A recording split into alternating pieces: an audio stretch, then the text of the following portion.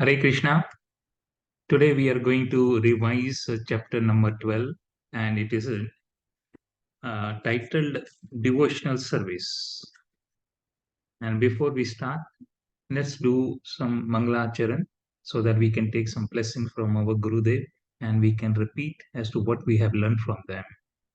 So, Vande Shri Guru Shri Yutpat Kamlam Shri Gurun Vaishnavascha Shri Rupam Sagra Jatam Sagan Raghunath Vintam Sajivam Sadvaitam Swabdutam Parijan Sahitam Krishna Chaitanya Devam Shri Radha Krishna Padam Sagan Lalita Shri Vishakant Mitsash Om Agyan Trimandasya Jnanancha Shalakya Chakhirun Yen Tasmai Shri Guruve Nama नमो महावदन्याय कृष्ण प्रेम पदायते कृष्णाय कृष्ण चैतन्य नामने गौर विषय नमः हे कृष्ण करुणा सिंधु दीन बंधु जगतपते गोपेश गोपिका कांत राधा कांत नमस्तुते जय श्री कृष्ण चैतन्य प्रभु नित्यानंद श्री अद्वैत गदाधर शिवसादि गौर भक्त वृंदा हरे Krishna Krishna Krishna Hare Hare Hare Ram Ram Ram Hare Hare. First of all, I lay my Danvat Pranam to my Shiksha Guru and my Diksha Guru, Shri Bhaktivedanta Narayan Maharaj. And then I do my Danvat Pranam to all my Shiksha Gurus and then to all my listeners who will be listening to this recording in the video after it has been recorded and uploaded. So, Danvat Pranam, Yatha Yog Danvat Pranam to everybody, to all the listeners and to all the viewers. Today we are going to revise chapter number 12. Now, what is the link between chapter 12 and chapter 11? In chapter number 11, we had seen that Arjun wanted to see the manifestation of the Virat Roop, the universal form of Krishna Bhagwanji, and Krishna Bhagwanji then obliges him. It is so huge and it is so scary that Arjun becomes very fearful and it is not conducive to bhakti. So then Arjun requests Krishna Bhagwanji to come back in your original form, the two-handed form, the normal form, as a friend or as a guru in the battlefield. So and Krishna Bhagwanji then comes back. And towards the end of the chapter 11, then when he came back to his original form, then Krishna Bhagwanji describes as to what sort of devotee is very dear to Krishna Bhagwanji. And then in that particular shlok, Krishna Bhagwanji says, my dear Arjun, he who engages in me, my pure devotional service, free from the contaminations of fruitive activities and mental speculation, he who works for me, who makes me the supreme goal of his life, and who is friendly to every living being, he certainly comes back to me. So this arouses uh, inquisitiveness in Arjun. And then in the beginning of chapter number 12, which is the devotional service and which is the our main topic today, Arjun then asks in relation to this statement of Krishna Bhagwanji as to what sort of persons can come back to Krishna Bhagwanji, to his abode. Then Arjun asks him a question. Which are considered to be more perfect? Those who are always properly engaged in your devotional service, or those who worship the impersonal Brahma, the unmanifested form? So Arjun is asking on behalf of the general public so that everybody comes to know which form of Krishna Bhagwanji is very dear to him. Is it the personal form or the impersonal form? So here Arjun asks a question and the rest of the chapter is all about the reply to this question.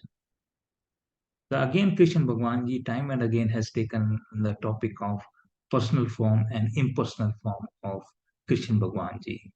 And in shlok number 2 of the chapter number 12, he makes it very, very clear. that the personal form is more important than the impersonal form. And all those people who are engaged in the bhakti, in the devotional service of the personal form, where one can see Bhagavanji, which they consider it as a form, they are very dear. And it is the right path of bhakti. And it is easier method of obtaining Krishna Bhagavanji. So in the second chapter itself, Bhagavanji says, those who fix their minds on my personal form and are always engaged in worshipping me with great and transcendental faith are considered by me to be the most perfect. So, but further here Krishna Bhagavanji says, but those who fully worship the unmanifested form, not the personal form, the unmanifested form, those who fully worship the unmanifested form, that which lies beyond the perception of the senses, are all pervading, inconceivable, enchanting, fixed and immovable, the impersonal conception of the absolute truth.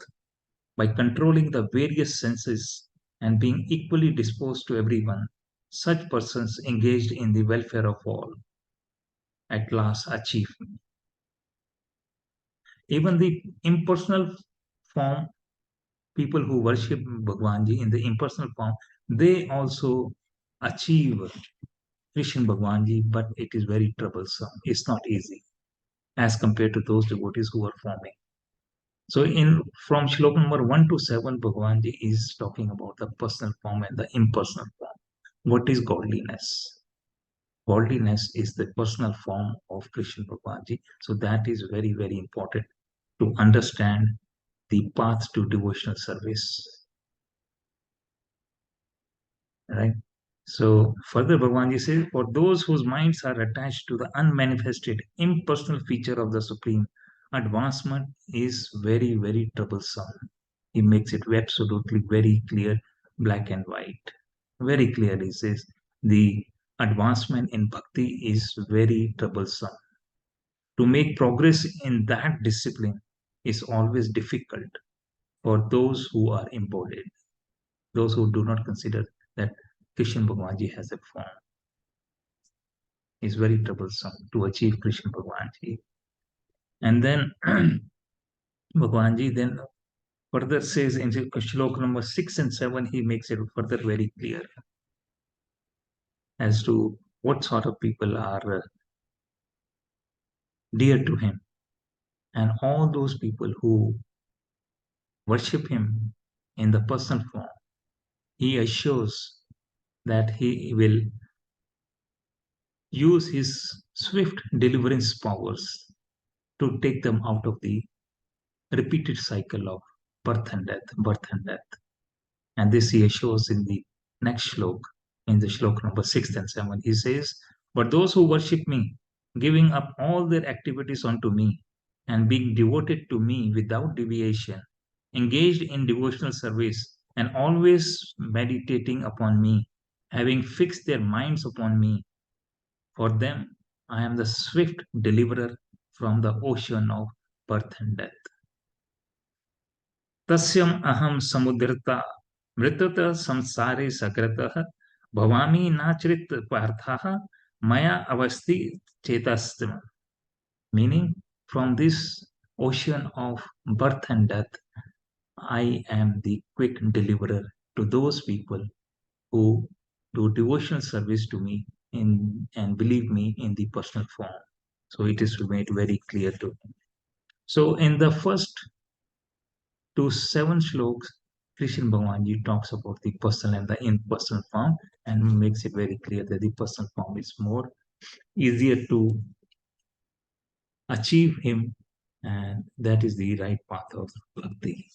Then from shlok number 8 to 12, Bhagavanji talks about in the devotional service chapter how to progress in bhakti. He starts with the topmost level of bhakti characteristics, and then he goes down gradually to the least level that a person is expected or devotee is expected to do. And this he does from shlok number 8 to 12. So there are five shloks. Allow me to, I mean, and discuss about this thing for you. He says, just fix your mind upon me, the Supreme Personality of Godhead, and engage all your intelligence in me. Thus you will live in me always, and there is no doubt about it.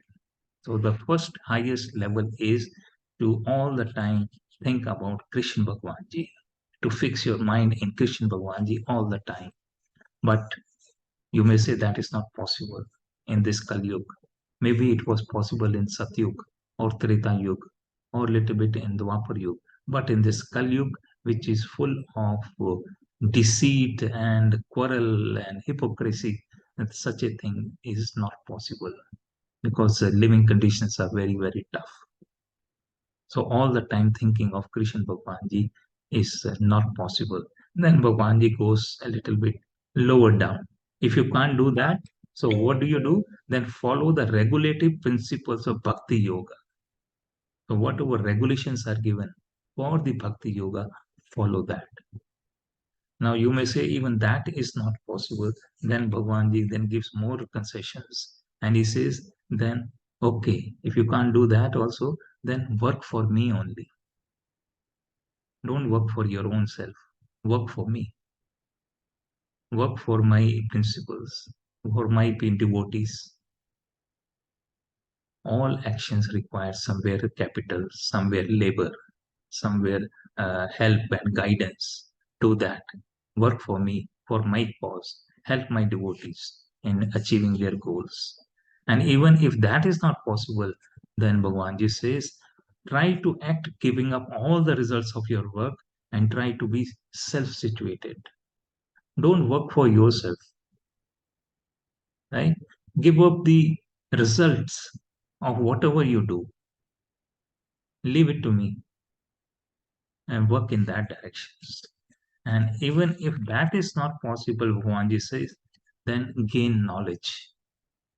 Gyan rasta apnao. Follow the path of Gyan, knowledge. And if that is also not possible, he says, then do meditation. And even if meditation is not possible, then do the renunciation of the fruits of your action. Nishkam Karma Yoga. Meditation meaning Ashtang Yoga. Okay. Do Ashtang Yoga. Keep away from the worldly matters. And lastly, he says, at least do all the work, renunciate everything, and then attain peace by just simply focusing on me and thinking of me and doing Nishkam Karma Yoga. Whatever you do, you surrender it to me. That's all. So these are the various steps given in shlok number 8 to 12 as to various paths, progressive paths, which Bhagwanji says you should follow, and that will help you in the progress in your bhakti path.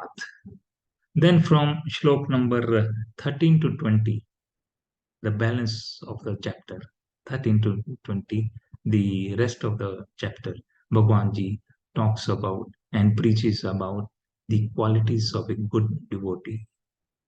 And in all these shloks, towards the end of each of these shloks, Bhagwanji says, these devotees are dear to me. These devotees are dear to me. These devotees are dear to me. So at the end of every shlok, after shlok number 13 to 20, he says, these are the qualities of a devotee and they are very dear to me. Let me discuss this with you. One who is not envious, but is a kind friend to all living entities, who does not think himself a proprietor and is free from false ego, who is equal in both happiness and distress, who is tolerant, always satisfied, self controlled, and engaged in devotional service with determination, his mind and intelligence fixed on me, such a devotee of mine is very, very dear to me. Then further he says, he for whom no one is put into difficulty and who is not disturbed by anyone who is equiposed in happiness and distress, fear and anxiety, is very dear to me. My devotee who is not dependent on the ordinary course of activities, who is pure, expert, without cares, free from all pains, and not striving for some result, is very dear to me. One who neither rejoices nor grieves, who neither laments nor desires, and who renounces both auspicious and inauspicious things. Such a devotee is very dear to me.